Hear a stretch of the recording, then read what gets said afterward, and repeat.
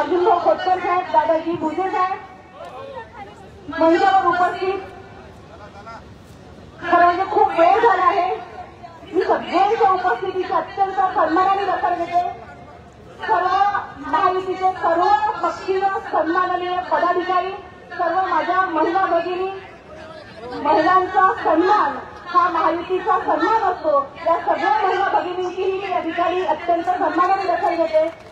आमचे वसंतराव भुईकर साहेब असतील, सगळे म्हणजे उपस्थित प्रत्येकांची या ठिकाणी मला खूप मोठी लिस्ट आहे समोर. परंतु समोर बसलेले माझे मतदार बंधू भगिनी सकाळपासून या ठिकाणी बसलेले, तुम्हाला त्रास होईल असं कुठलंही काम आयुष्यात कधीही करणार नाही हा पहिला शब्द देते. त्यामुळे या ठिकाणी भाषण करणार नाही. भाषण करण्यापेक्षा तुम्ही आशीर्वाद दिल्यानंतर 5 वर्ष तुमची सेवा पण काम करेल हा सगळ्यात पहिला शब्द तुम्हाला देते. आज या माहेरची लेख म्हणून या ठिकाणी काम करते. खूप कमी मुली असतात ज्या मुलीला आपल्या जन्मभूमीला कर्मभूमी करण्याचं भाग्य मिळतं. त्या अनेक मुलींपैकी मी एक आहे हा माझा सन्मान समजते. आणि ही उमेदवारी दिल्याबद्दल माननीय देशाचे पंतप्रधान आदरणीय नरेंद्रजी मोदी साहेब, माननीय आभार व्यक्त करते. खरं म्हणजे बोलण्यासारखे खूप मोठे, परंतु मला माहिती आहे माझ्या आधी आमचे सर्व आदरणीय नेते मंडळी या ठिकाणी बोललेले आहेत. त्याच्यामुळे जास्तीचा वेळ न घेता एवढंच या ठिकाणी सांगू इच्छिते की आज या ठिकाणी आलेली असताना दिवसभरात सगळ्यात पहिल्यांदा आपल्या यवतमाळ नगरीचं ग्रामदेवता असलेल्या आपल्या आठवडी बाजारच्या देवीचं दर्शन घेतलं आणि तिथून सकाळपासून लहानपणापासून जे काही आयुष्यात घडून गेलं त्या सगळ्या घटनांचा पट समोर उभा राहिला. आणि सगळ्यात पहिली जर काही भावना मनात उभी राहिली असेल तर ती राजूची हीच वेळ आहे या जन्मभूमीचं ऋण फेडण्याची.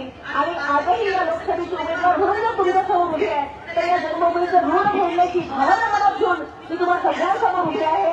हेच मी या ठिकाणी माझ्या समोर उभा आहे तो माननीय खासदार हेमंत पाटील साहेबांनी गेल्या 5 वर्षात नव्हे तर केवळ 2.5 वर्षात, कारण तुम्हाला सगळ्यांना माहिती आहे मागच्या 5 वर्षातले उपमुख्यमंत्री देवेंद्रजी फडणवीस साहेब, अजित पवार साहेब आणि सगळ्या मंत्री महोदयांचा आभार मानते की केवळ 2 वर्षात गतिमान सरकार काय असतं हे या महाराष्ट्राला या सगळ्या मंत्री महोदयांनी दाखवून दिलेलं आहे.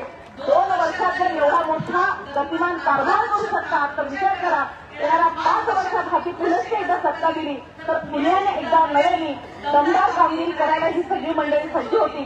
त्यासाठी तुम्ही सगळ्यांनी मनापासून आशीर्वाद द्यावे ही मी सगळ्यात पहिल्यांदा तुम्हाला विनंती करते. आम्ही जवळ बघतो, आपणही टीव्हीच्या, दूरदर्शनच्या आणि या सगळ्या सोशल मीडियाच्या माध्यमातून बघत असता. किती आश्चर्याची गोष्ट आहे, आपले मुख्यमंत्री पहाटे 4-4, 5-5 वाजेपर्यंत काम करतात. बघितलं असेल सगळ्यांनी. जे कोणी वर्षावर गेले असेल, पहिल्यांदा वर्षावर गेलेली सगळी मंडळी आहे. वर्षाचे दरवाजे 24 तास उभे आपल्यासाठी माननीय एकनाथजी शिंदे साहेबांच्या कृपेने सकाळी 5 वाजेपर्यंत काम करणारे मुख्यमंत्री आदरणीय अजित पवार साहेब पहाटे 5:06 वाजता सुरू करतात. 6 वाजता अधिकाऱ्यांना बोलवतात. 6 वाजल्यापासून अजित पवार साहेबांचं काम सुरू. माननीय देवेंद्र फडणवीस साहेब 3-4 वाजेपर्यंत अधिकाऱ्यांसोबत काम करतात. याचा अर्थ बांधवांनो 24 तास काम करणारं सरकार हे महायुतीच्या महाराष्ट्राने दिलेलं सरकार आहे. 24/7 तुम्हा सगळ्यांच्या सेवेत असलेले हे सरकार आणि त्या सरकारची प्रतिनिधी म्हणून मी तुम्हा सगळ्यांसमोर येणाऱ्या या लोकसभेत मला तुमचे आशीर्वाद वागण्यासाठी मी ताकदीने उभी आहे. या यवतमाळ जिल्ह्याची, यवतमाळ वाशिम लोकसभा मतदारसंघाची लेख म्हणून मी तुमच्यासमोर उभी आहे. मला माहित आहे लेकीचा माहेरवार हक्क असतो, त्याच्यामुळे त्या हक्कानं मी तुम्हाला सगळ्यांसमोर उभी राहिलेली आहे. परंतु लेकीने कायम मागतच राहिलं पाहिजे अशी आपली भावना नाहीये. मी पहिल्यांदा मागते, परंतु ही लेख अशी आहे की एकदा तिला दिलं की पुन्हा रिटर्न डबल, कारण ही एक बँकर आहे. मी बँकेची अध्यक्ष त्याच्यामुळे जे काही माझ्याकडे येतील त्याला दाम दुप्पट कसं देता येईल ही जाणत असलेली ही लेख आहे. त्याच्यामुळे त्याच्याबद्दल तुम्ही काळजी बाळगू नका. निश्चितच आज माननीय नरेंद्रजी मोदी साहेबांच्या माध्यमातून देशाला अत्यंत सुंदर सेवा लागलेला आहे. अनेक वर्षांपासून भारताकडे देश वेगळ्या नजरेने बघत होता, परंतु आज जगभरात भारताची वेगळी प्रतिभा निर्माण करण्याचं काम माननीय मोदी साहेबांच्या माध्यमातून जगभरात झालेल्या आपण तुम्ही सगळेजण जाणून आहात. ही प्रतिमा सांभाळण्याचं काम आपल्याला करायचं आहे. पण जगभरात होत असताना आता हे मुख्यमंत्री साहेब मला एक सांगायला वाटतं की जगभरात आपली ओळख निर्माण झाली आहे, परंतु याही पलीकडे सगळ्यात महत्वाचं काय झालं असेल तर देशाच्या प्रत्येक नागरिकाला वाटायला लागलं की मी भारतीय आहे आणि या देशाचा विकास करण्यासाठी माझंही काहीतरी योगदान आहे. आम्ही या देशाचे नागरिक आहोत. ही एक राष्ट्रीयत्वाची महत्वाची भावना प्रत्येक भारतीयाच्या मनामध्ये नरेंद्रजी मोदी साहेबांनी निर्माण केली आहे. ही राष्ट्रीयत्वाची भावना मला वाटतं अत्यंत महत्वाची आहे, जी आम्हाला तुम्हाला जोपासायची आहे. आणि त्याच माध्यमातून माननीय मुख्यमंत्री साहेबांनी आज आम्ही सगळ्या महिला भगिनी खरोखर साहेब तुमच्यासमोर नतमस्तक होतो. आमच्या गाव खुटातल्या महिलांना गावाला जायचं म्हणलं की पहिल्यांदा पैशाची तरतूद करावं लागते. बरोबर आहे की नाही? पैशाची तरतूद करावं लागते. आजच्या लक्षात घेऊन अर्ध्या तिकीट एसटी कशा गावाला का त्याच्यामुळे अनेक ठिकाणी असं व्हायला लागलं की काही खर्चीचे काम असेल तर नवरा स्वतःहून म्हणायला लागला जाऊ दे मी नाही ना तूच जा जाऊ दे मी घरीच सांगतो तूच चालली जा. बायकांच्या हातात या माध्यमातून कारभार आपली किती मोठी गोष्ट आहे. आज आमच्या मराठवाड्यातल्या एका मुलीने आत्महत्या केली. कशासाठी आत्महत्या केली की तुम्ही आमचं 12वीपर्यंतचं शिक्षण अर्धी फी भरता, सरकार आमची अर्धी फी भरतं, परंतु पुढची अर्धी फी भरण्या इतकी ही ताकद माझ्या घरी बापामध्ये नाही आहे. परंतु मला पण उच्च शिक्षण घ्यायचं आहे. हे उच्च शिक्षण मी घेऊ शकत नाही. तुम्ही अर्धी फी भरता याच्यासाठी मी आभारी आहे, परंतु पुढचं शिक्षण मला घेता येत नाही म्हणून मी माझं जीवन संपवत आहे. तिने आत्महत्या केली. बांधवांनो, आत्महत्या केल्याची ही बातमी आपल्या संवेदनशील मुख्यमंत्र्यांपर्यंत पोहोचली आणि हा अनाथांचा नाश असलेला बाप अनेक मुलींच्या अशा गोरगरीब महिलांच्या मुलीचा बाप झाला आणि एका क्षणात होते केली मुलींचं उच्च शिक्षण माफ. आपल्या घरात सुद्धा म्हणजे लक्षात घेतो बसेल अनेक बांधव असतील.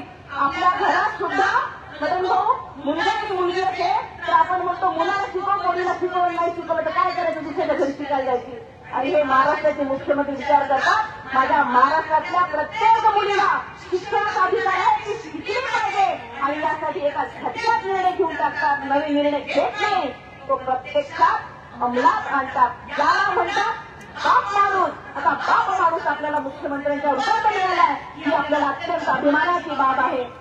भारताचा विचार करताना मेक इन इंडिया असू दे, नारी शक्ती दिन असू दे, संसद भवनाची नव्याने झालेली निर्मिती असू दे, 370 करोड असू दे आणि तुमचा आमचा सगळ्यांचा अत्यंत अस्मितेचा बहुमानाचा सन्मानाचा भाग असलेला पवित्र राम मंदिराचं निर्माण असेल, प्रचंड जाहीर झालेल्या रस्त्याची निर्माण सेवा असतील, या सगळ्या अनेक विकसित गोष्टींबरोबर आज केंद्र सरकारच्या खांद्याला खांद्या लावून राज्य शासनाने देखील ताकदीनं आपण विकास केलेला बघून येतो.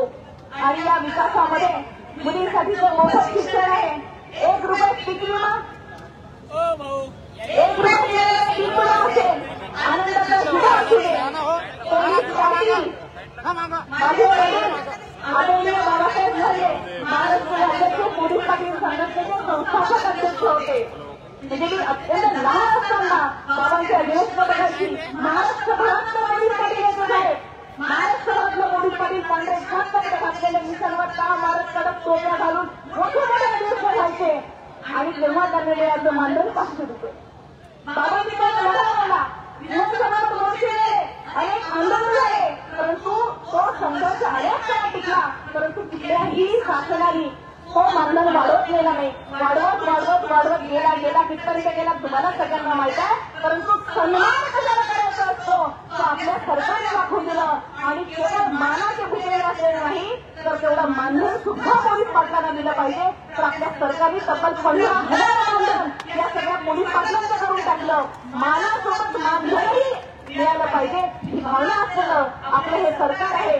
अंगणवाडी सेविकांचा अनेक दिवस प्रलंबित असलेल्या प्रश्न असतील, आम आदमी विमा योजना असेल, या सगळ्यांसोबतच सगळ्यात काही असेल तर गोरगरीब लोकांच्या आरोग्याचा प्रश्न, वैद्यकांचा बाप असलेला, अनाथांचा नाद असलेला हे मुख्यमंत्री अनेक गोरगरीब लोकांपर्यंत प्रत्येक योजना केली पाहिजे. त्याचा कटाक्ष राहत असलेले आदरणीय देवेंद्रजी फडणवीस साहेब 24 तास डोळ्यात तेल घालून एका झटक्यात खेळी करून खालीचा निपटारा करणारे अजित पवार साहेब आणि मंत्रिमंडळातले सगळेच मान्यवर मंडळी आज आदरणीय भुसे साहेब या ठिकाणी बसले. त्यांचे कामकाज अत्यंत धोरण आम्ही सगळ्यांनी बघितलं. या सगळ्या मंडळींनी सगळ्या लोकांना जवळ जर पाहिजे असेल तर ते आहे आरोग्याची सेवा, आरोग्याची सुविधा आणि या जन आरोग्याच्या योजनेच्या माध्यमातून सगळ्या लोकांना या योजना पोहोचवण्याचे काम अत्यंत ताकदीनं झालंय.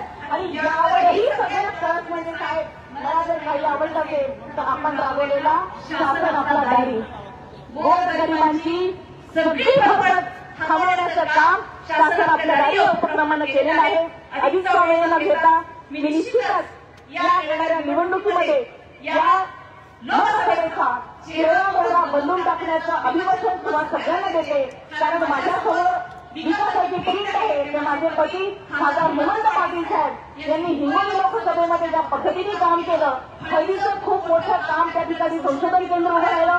त्या धर्तीवर आपला जिल्हा हा सोयाबीन आणि कापसाचा जिल्हा आहे. आपला कापूस इंग्लंडला जायचा, आता आमचा कापूस मार्केटपर्यंत जाईपर्यंत काय काय आलं तर तुम्हाला आम्हाला माहित आहे. आत्महत्याग्रस्त जिल्हा म्हणून आपली ओळख झालेली आहे. हा ओळख पुसून टाकण्यासाठी केवळ या पारंपरिक पिकांवर अवलंबून न राहता नक्की आपल्याला कशा पद्धतीने उत्पादन काढता येईल यासाठी शेतकऱ्यांसोबत काम करणे, महिलांसाठी जे क्लस्टर निर्माण करायचे विविध उद्योगाच्या माध्यमातून ते निर्माण करणे. मला खात्री आहे आपले दानशूर मुख्यमंत्री माननीय शिंदे साहेब यांच्या मार्गदर्शनाखाली विविध उद्योग आपल्या जिल्ह्यांमध्ये कसे आणता येईल याचाही निश्चित प्रयत्न करण्याचा मी या निमित्ताने शब्द देते. माझे बंधू आदरणीय राठोड साहेब या ठिकाणी मृदुजल संधारण मंत्री आहेत. त्यांच्या मार्गदर्शनाखाली आपल्या येथील जे काही सिंचनाचे अनुशेष असतील ते सुद्धा भरून करण्यासाठी निश्चित तुमच्या सगळ्यांच्या आशीर्वादाने प्रयत्न करेल. सांगण्यासारखं खूप आहे परंतु करण्यासारखं जे काही शिल्लक आहे ते तुमच्या आशीर्वादाने करून टाकेल एवढंच तुम्हाला या ठिकाणी शब्द देते. मला मुलचपर्यंत या ठिकाणी संधी दिली त्याबद्दल मनापासून महायुतीच्या सर्व सन्माननीय पदाधिकाऱ्यांचं, सर्व सन्माननीय नेत्यांचे आभार मानते. सर्व माझ्या मायबाप जनतेसमोर माझ्या माहेरासमोर नतमस्तक होत्याने थांबते.